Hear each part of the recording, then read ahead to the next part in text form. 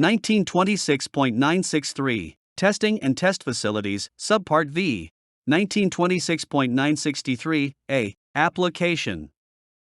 This section provides for safe work practices for high voltage and high power testing performed in laboratories, shops, and substations, and in the field and on electric transmission and distribution lines and equipment. It applies only to testing involving interim measurements using high voltage, high power, or combinations of high voltage and high power, and not to testing involving continuous measurements as in routine metering, relaying, and normal line work. Note to paragraph A. OSHA considers routine inspection and maintenance measurements made by qualified employees to be routine line work not included in the scope of this section, provided that the hazards related to the use of intrinsic high voltage or high power sources require only the normal precautions associated with routine work specified in the other paragraphs of this subpart. Two typical examples of such excluded test work procedures are phasing out testing and testing for a no voltage condition. 1926.963, B. General Requirements. 1926.963, B.1, Safe Work Practices. The employer shall establish and enforce work practices for the protection of each worker from the hazards of high voltage or high power testing at all test areas, temporary and permanent. Such work practices shall include, as a minimum, test area safeguarding, grounding, the safe use of measuring and control circuits, and a means providing for periodic safety checks of field test areas. 1926.963, B.2, Training. The employer shall ensure that each employee, upon initial assignment to the test area, receives training in safe work practices, with retraining provided as required by Section 1926.950, B. 1926.963, C. Safeguarding of test areas. 1926.963, C.1, Safeguarding. The employer shall provide safeguarding within test areas to control access to test equipment or to apparatus under test that could become energized as part of the testing by either direct or inductive coupling and to prevent accidental employee contact with energized parts.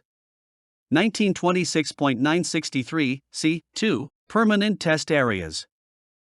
The employer shall guard permanent test areas with walls, fences, or other barriers designed to keep employees out of the test areas. 1926.963, C.3, Temporary Test Areas. In field testing, or at a temporary test site not guarded by permanent fences and gates, the employer shall ensure the use of one of the following means to prevent employees without authorization from entering.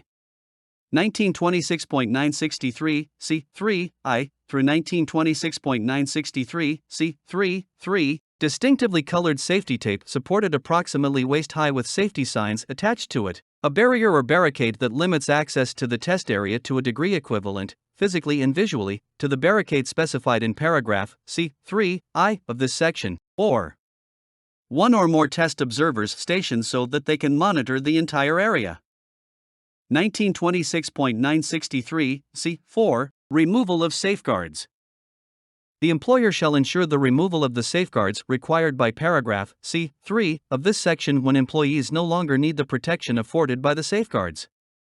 1926.963, D. Grounding Practices. 1926.963, D.1, Establish and Implement Practices. The employer shall establish and implement safe grounding practices for the test facility. 1926.963, D.1, through 1926.963, D.1-2, the employer shall maintain at ground potential all conductive parts accessible to the test operator while the equipment is operating at high voltage. Wherever ungrounded terminals of test equipment or apparatus under test may be present, they shall be treated as energized until tests demonstrate that they are de-energized. 1926.963, D.2, Installation of grounds. The employer shall ensure either that visible grounds are applied automatically or that employees using properly insulated tools manually apply visible grounds to the high voltage circuits after they are de-energized and before any employee performs work on the circuit or on the item or apparatus under test. Common ground connections shall be solidly connected to the test equipment and the apparatus under test. 1926.963, D.3, Isolated ground return. In high-power testing, the employer shall provide an isolated ground return conductor system designed to prevent the intentional passage of current, with its attendant voltage rise, from occurring in the ground grid or in the earth. However, the employer need not provide an isolated ground return conductor if the employer can demonstrate that both of the following conditions exist. 1926.963 D3 I through 1926.963 D3 2. The employer cannot provide an isolated ground return conductor due to the distance of the test site from the electric energy source, and the employer protects employees from any hazardous step and touch potentials that may develop during the test. Note to paragraph D3.2. See Appendix C to this subpart for information on measures that employers can take to protect employees from hazardous step and touch potentials. 1926.963 D4. Equipment grounding conductors. For tests in which using the equipment grounding conductor in the equipment power cord to ground the test equipment would result in greater hazards to test personnel or prevent the taking of satisfactory measurements, the employer may use a ground clearly indicated in the test setup if the employer can demonstrate that this ground affords protection for employees equivalent to the protection afforded by an equipment grounding conductor in the power supply cord. 1926.963 D5. Grounding after tests. The employer shall ensure that, when any employee enters the test area after equipment is de-energized, a ground is placed on the high-voltage terminal and any other exposed terminals.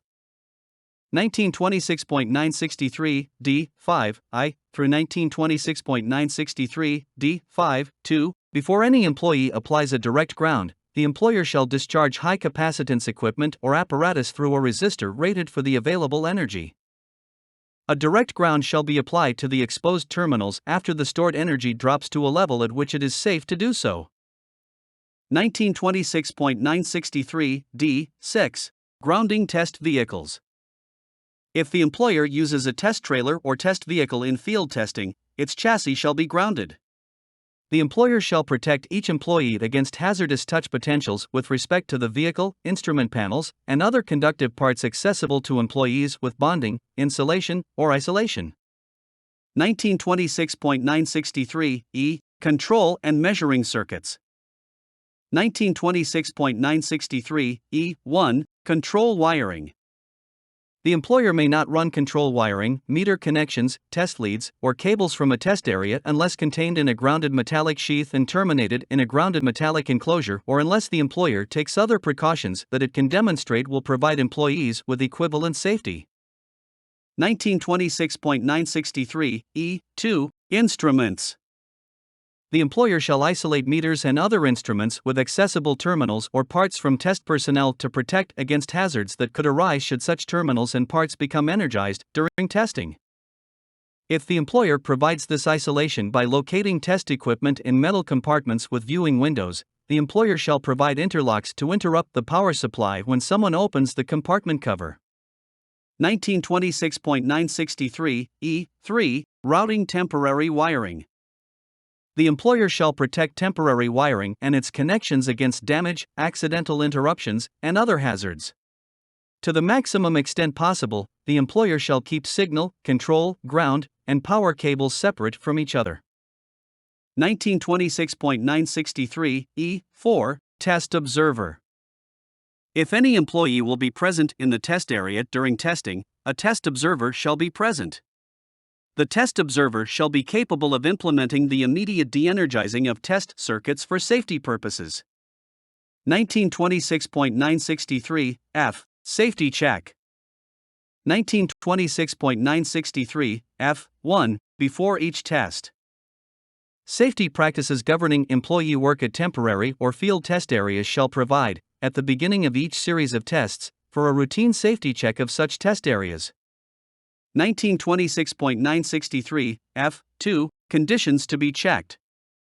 The test operator in charge shall conduct these routine safety checks before each series of tests and shall verify at least the following conditions. Barriers and safeguards are in workable condition and placed properly to isolate hazardous areas. System test status signals, if used, are in operable condition. Clearly marked test power disconnects are readily available in an emergency. Ground connections are clearly identifiable. Personal protective equipment is provided and used as required by Subpart E of this part and by this subpart. And proper separation between signal, ground, and power cables.